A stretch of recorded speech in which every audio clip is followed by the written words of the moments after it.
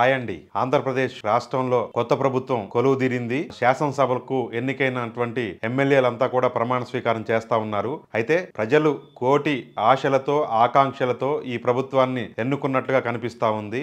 ఎందుకంటే జగన్మోహన్ రెడ్డి ఇచ్చినటువంటి పథకాలను ఇంకా నెక్స్ట్ లెవెల్కు తీసుకెళ్తానని చెప్పేసి చంద్రబాబు నాయుడు చెప్పిన విషయాన్ని అయితే మనం చూసాము.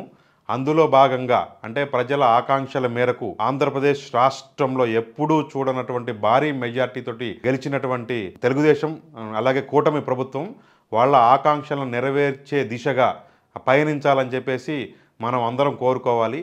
అయితే ఇప్పుడు ఇందులో అర్జెంటుగా చంద్రబాబు నాయుడు గారు ఒక హామీని నెరవేర్చాల్సి ఉంది.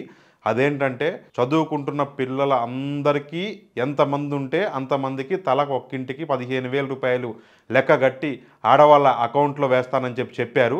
అంటే వాళ్ళ అమ్మల అకౌంట్లో. ఈ రకంగా 1 కోటి మంది చదువుకునే వయసున్న పిల్లలు ఉన్నారని చెప్పేసి జగన్మోహన్ రెడ్డి నిన్న వాళ్ళ సమావేశంలో చెప్పారు. అయితే రాజకీయాలు ఎలా ఉన్నా కానీ వాళ్ళందరికీ అమ్మ ఒడి అంటారో లేకపోతే మీరు ఇంకేదైనా పేరు పెట్టుకుంటారో కానీ అందరికీ అర్జెంటుగా తల ఒక్కింటికి 15,000 రూపాయలు లెక్క కట్టి అకౌంట్లో వేయాల్సినటువంటి అవసరం ఉంది. ఎందుకంటే ఇప్పటికే ఆల్రెడీ స్కూల్స్ స్టార్ట్ అయిపోయాయి. అందుకని అంటే వాళ్ళ పిల్లలకు అంటే ఇది సరైన సమయం అన్నమాట. ఇప్పుడు అర్జెంటుగా డబ్బులు, ఎందుకంటే జగన్మోహన్ రెడ్డి నేను ముందే బటన్ నొక్కేవాడిని, ముందే ఇచ్చేవాడిని అని చెప్పేసి కూడా ఆయన చెప్పుకున్నారు. కాబట్టి ఆయన్ని మరిపించాలన్నా కానీ లేదంటే అంతకంటే భారీ మెజార్టీతోటి కట్టబెట్టినటువంటి అధికారాన్ని ఇచ్చిన ప్రజలను మెప్పించాలన్నా కానీ అర్జెంటుగా ఈ పథకాన్ని అమలు చేయాలి. నిమ్మల రామానాయుడు అయితే అంటే ఇప్పుడు ఆయన పాలకొల్లు ఎమ్మెల్యే, ఆయన మంత్రి కూడా, ఆయన చెప్పారు ఎన్నికల ప్రచారంలో, ఇగో నీకు 15,000, నీకు 15,000, నీకు 15,000, నీకు 15,000 ఇట్లా అంటే యాక్షన్ చేస్తూ మరీ చెప్పారనమాట.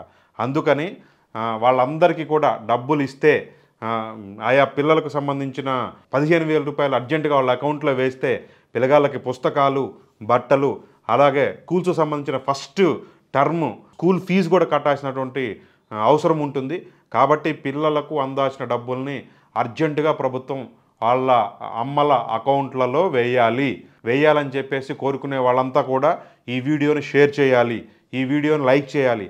ఎందుకంటే ప్రభుత్వం ఖచ్చితంగా అంటే ప్రభుత్వం ఇచ్చిన హామీనే, ప్రభుత్వం సూపర్ 6లో ఇచ్చినటువంటి హామీనే నెరవేర్చమని చెప్పేసి మనము అడుగుతామున్నాము.